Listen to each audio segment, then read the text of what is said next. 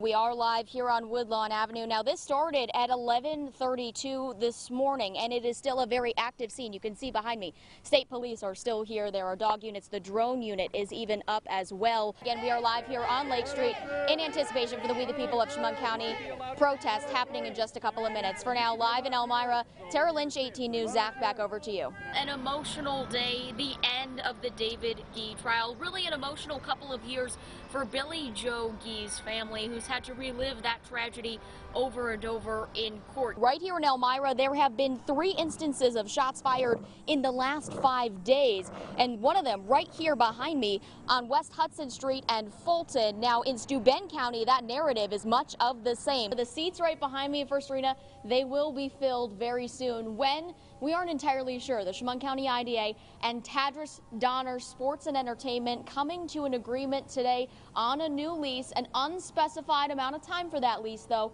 Who is the new tenant here at First Arena? Well, here's what we know so far.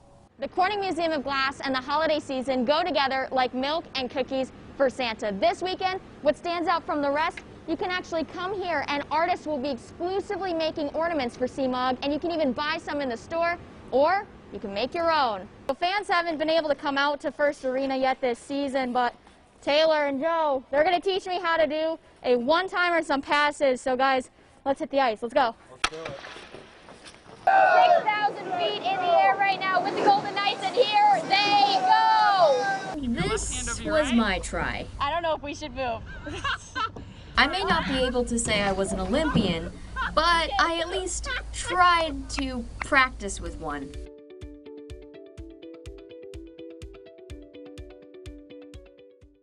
A spike in youth COVID cases is causing concern in the community. So it represents approximately 20% of today's new cases are under 18 years old.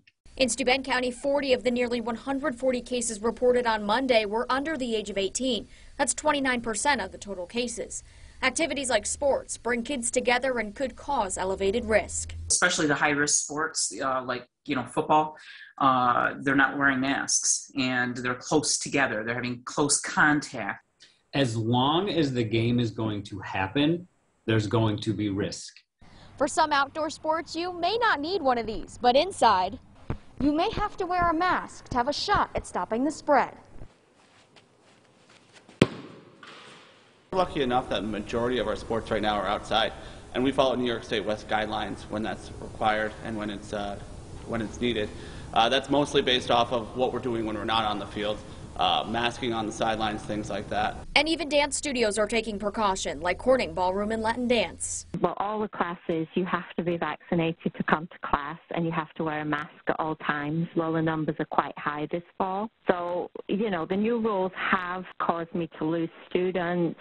Now mitigation is the best way to prevent the worst. It starts with the basics of sanitizing frequently, masks, social distancing, vaccines. Every activity is different, but the risk remains. Reporting in Elmira, I'm Tara Lynch. If you want to soar to new heights, look no further than Harris Hill. Super exciting to be back up at the hill. It's a kind of a long winter between, the end of flying at the end of October and beginning in the spring. April marks the beginning of soaring season, when glider flights resume in Big Flats. For one pilot, he was inspired to do this from an early age. I grew up locally, and I was infatuated with them. So I learned about the junior member program here on the Hill at an early age, which still exists today. Before going in the air, we have to go through the pre-flight checklist. And you're going to go up to about 3,700 to 4,000 feet. We take a plane pulling us. We usually towed anywhere from 1 to 2 to 3,000 feet, 2,000 feet on average. Right now we are in the towing process, and we are getting up to our cruising altitude, and then we'll start to glide right back down. We are in the air. You can see twin tiers. You look beautiful from up here. What can we say? Release.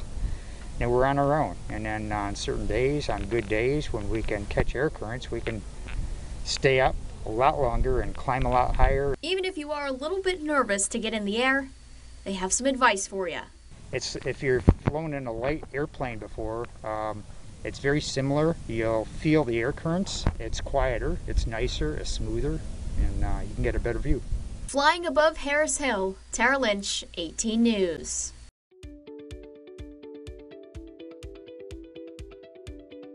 We begin with some breaking news. A multi-vehicle crash involving 2 tractor trailers has been reported on I-86. Here's what you need to know before heading out the door. We begin in Addison, where a 14-year-old girl was hit by a car while walking to school earlier this morning. New at noon, the Elmira police are looking for information after a car crashed into a house yesterday evening. If you're just joining us, that was New York State Governor Kathy Hochul, her first address as the 57th governor of the Empire State. She quoted President Teddy Roosevelt there. She recognizes her historic position as the first female governor in the state's history, acknowledging the women who came before her, her family, her working class upbringing in Buffalo, New York, and outlining some of her priorities. But today, May the 4th, so best Star Wars impression ready. 3, 2, 1. I'm trying to be Chewbacca, as you guys can see. All right, well, that's it for us here on 18 News at noon. Thanks for letting our family join yours. We'll see you at 5. Have a great one, everybody. But sit back, relax, have a snack, because 18 News at noon will be right back. Thanks so much for joining us for 18 News at 5, letting our family join your family this Friday evening. Your 5:30 news is coming up next.